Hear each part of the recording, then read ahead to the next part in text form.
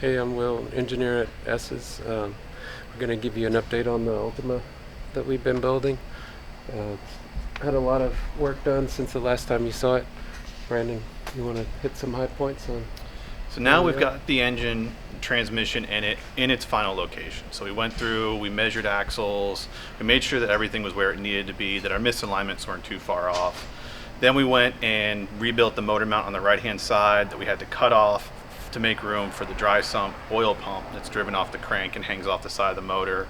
We've got some wire forms up right now. We're testing out different transmission mount shapes. That's going to be the last part of getting this engine completely mounted. While we were here, we also pulled out the quarter panel ducts, the side vents, opened up the fuel tanks, and added internal high volume fuel pumps. So we'll be able to feed this engine without needing external fuel pumps like it was originally designed for. They'll last a lot longer, they'll be cooler, they'll draw less amperage on the electrical system. So Will, what's next on this thing? Um, well, the largest part of the build really is going to be related to the turbo.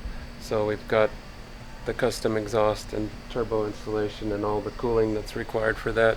So Brandon's working on a form that replaces the rear cover, that'll give us the envelope of what we have to work with, but we won't have to take it on and off to do work. So we've done kind of the placement of where the turbo and major components are going to be, and we're working with a shop that's designing the intercooler and the radiators and everything. So that's going to be really the big next phase. And that'll help too with how we want to mount the intercooler and feed it off of the top duct. We'll just about be able to seal it to the top clamshell and not have to take things on and off and trial fit components and risk damaging painted parts. We'll be able to do everything with just raw steel fabricated parts and not have to worry about doing any paint correction after the fact. Right. Yeah, it'll give us the envelope to work in without us having to take things apart and put them back together and risk damaging something. Seems like every time we come back to this car, there's less of it. We did cut out a lot of chassis support tubes in the back.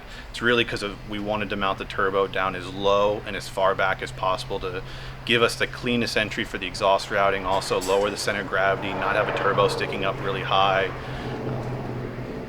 We'll go back once we have all the exhaust tubing fabricated and the turbo mounted solid. We'll go back, we'll put all those chassis braces back in, get the strength back in this chassis. We're also looking at doing different gussets and support pieces in this frame just because it wasn't designed for this much horsepower. We're going to be almost doubling the horsepower this car came with. We want to make sure it goes down the road safe and lasts for a long time for the owner. Yeah, and we're making some updates to the frame itself, make it a little stiffer and also easier to work on. We're updating the the rear uprights and the drive shafts, just everything to go along with the more power and more torque that it's going to have available. This transmission was sent out, has been completely gone through. It's been built up to 1500 horsepower, which gives us a good wiggle room in our power targets. It means the owner can really hammer on this thing and have some fun, not have to worry about blowing up the transmission. We've got the reinforced axles that will get ordered. So the clutch will be the grenade in this drivetrain, which is the safest option. You don't want to break an axle. Breaking transmissions is expensive. It's a lot cheaper and easier to fry a clutch at that horsepower and torque level and just replace clutch friction materials than it is a mechanical component. So transmission's been gone through. We've got it back in the car. We've got this Kennedy Engineering adapter plate with multi-plate clutch. One of the things we have to do is because this transmission came out of a 911 is flip or invert the shift linkage. So one of the engineering projects that Will and I are working on is building bell cranks and levers to correct the ratios and leverage locations or pull directions for the shift linkage so that when you go up and into first, you're not selecting second or fourth gear.